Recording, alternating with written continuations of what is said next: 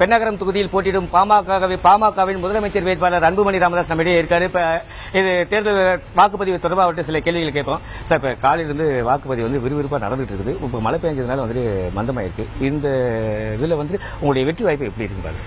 நிச்சயமா வெற்றி உறுதியாயிடுச்சு.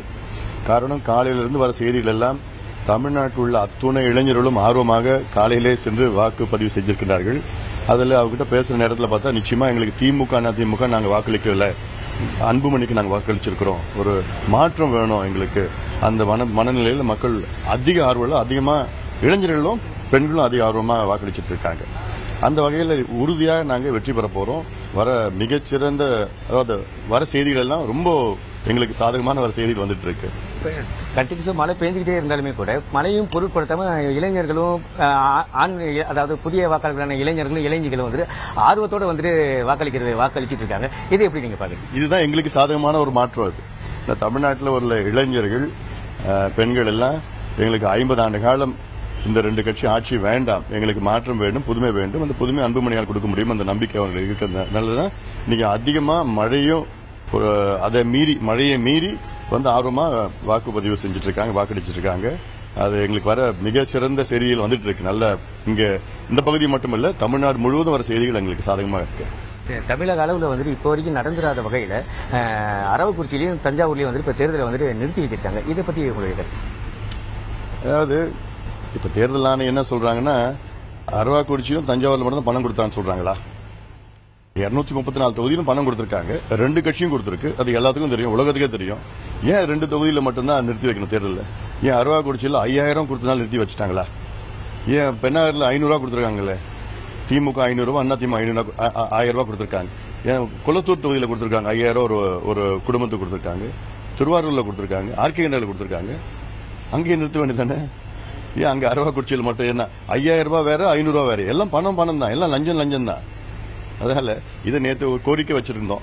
தேர்தல் ஆணையத்துக்கு போய் நான் புகார் கொடுத்தேன். அது சொன்னேன், திமுக அண்ணா திமுக 234 தொகுதியிலும் லஞ்சம் கொடுத்திருக்காங்க, அந்த 2 வேட்பாளர்களையும் டிஸ்குவாலிஃபை செய்யுங்க, மத்தெல்லாம் தேர்தல் நடக்கட்டும் அப்படின்னு கேட்டிருக்கோம் நம்ம. பட் ஆனா ஒன்றும் இல்லை. ஆனாலும் இன்னைக்கு மக்கள் வந்து இந்த 2 பேரும் வேண்டாம், எங்களுக்கு வந்து ஒரு மாற்றம் வேணும், ரொம்ப ஆர்வத்தில் இருக்கிறாங்க.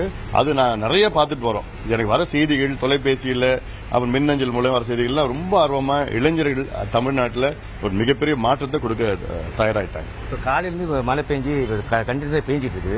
இதுல 100% வாக்குப்பதிவு நடைபெறும் உங்களுக்கு நம்பிக்கை இருக்கா? இல்ல தேர்தல் ஆணையத்துக்கு என்ன மாதிரியான கோரிக்கை இருக்கு? எனக்கு நான் ஒரு 80% எதிர்பார்க்கிறேன். நான் இந்த மழையை பொருட்படுத்தாம மக்கள் வந்து ஆர்வமா வாக்களிச்சிட்டு இருக்காங்க. ஆனாலும் இப்போ மழையினால கொஞ்சம் தடை இருந்ததுன்னா 1 மணி நேரம் கொஞ்சம் கூடுதலா நீடிக்கலாம். 6 மணிலிருந்து 6 மணிக்கு முடிக்கிற மாதிரி இருக்கு. 7 மணி கூட கொஞ்சம் எங்கெங்க மழை பெஞ்சிருக்கிறோம், எங்கெங்க கொஞ்சம் தடை ஏற்படுத்திக்கிறோம், அங்க கொஞ்சம் 1 மணி நேரம் நீடிக்கலான்னு எங்களுடைய எண்ணம். இது சம்பந்தமா எங்களுடைய வேலு அவர்கள், முன்னாள் அமைச்சர், தேர்தல் ஆணையத்திடம் ஒரு மனு கொடுக்க சென்றிருக்கின்றார். தேர்தல் ஆணையம் வந்துட்டு ஒருதலை திட்டமா செயல்படுத்துறது பாமக உட்பட அனைத்து எதிர்கட்சி தலைவருமே வந்து குற்றம் சாப்பிட்டு இருக்கு. இப்ப இந்த தேர்தல் முடிவு வந்து பாமகவுக்கு சாதகமா அமையும் நமக்கு? தேர்தல் ஆணையம் ஒருதலை பட்சமா இல்ல, செயல்படல. செயல்படுதானே ஒருதலை பட்சமா எந்த பட்சமா இருக்கு? ஒண்ணுமே எந்த புகார் கூட செயல்படல. இங்க நாங்க போஸ்ட் ஆபீஸ் தான் இங்க இருந்து டெல்லிக்கு அனுப்புவோம் அப்படின்னு சொல்லிட்டு இருக்காங்க. அதனால இதையெல்லாம் மீறி பணத்தை மீறி மக்கள், தமிழ்நாட்டில் உள்ள மக்கள் வந்து நல்ல முடிவெடுக்கிறாங்க. ஏன்னா அவங்களுடைய எதிர்காலம், மக்களுடைய எதிர்காலம் 50 ஆண்டுகள் நாசமா போயிடுச்சு தமிழ்நாடு, இன்னும் 5 ஆண்டுகள் தொடரக்கூடாது அப்படின்னு அந்த நோக்கத்துல தான் அதை மீறி இப்ப இந்த முடிவு எடுத்திருக்காங்க. நல்ல முடிவு எடுத்துட்டு இருக்காங்க. இல்ல ஏன்னா இன்னைக்கு இந்த 2 கட்சிகளும் பாத்தீங்கன்னா அரசியல் வியாபாரமா செஞ்சுட்டு இருக்காங்க. நாங்க அரசியல் சேவையா செஞ்சுட்டு இருக்கோம். அது மக்களுக்கு நல்லா தெரியுது. நிச்சயமா அதாவது ஒரு மாற்றம்னா ஒரு தீமையிலிருந்து இன்னொரு தீமைக்கு வாய்ப்பு கொடுத்து மாற்றம் கிடையாது. தீமையிலிருந்து நன்மை கொடுக்கறது தான் மாற்றம். அதனால அந்த நன்மை நாங்க மாற்றம் கொடுக்கறது தயாரா இருக்கிறோம். நிச்சயமா மக்களும் எங்களை ஏத்திட்டு இருக்காங்க. இளைஞர்கள் எங்களுக்கு வாய்ப்பு கொடுக்கறது தயாரா ஆயிட்டாங்க. நன்றி. பாமக முதலமைச்சர் வேட்பாளர் கூறியதை போல இளைஞர்களும் தற்போது புதிய மாற்றத்தை ஏற்படுத்துவதற்காக பாமகவுக்கு ஆதரவு அளித்துக் கொண்டிருக்கிறார்கள் என்பதை உறுதிபட தெரிவித்துள்ளார். முதலமைச்சர் வேட்பாளர் அன்புமணி ராமதாஸின் எண்ணம் 19ஆம் தேதி நிறைவேற வேண்டும் என்பது அனைவருடைய எதிர்பார்ப்பாக உள்ளது.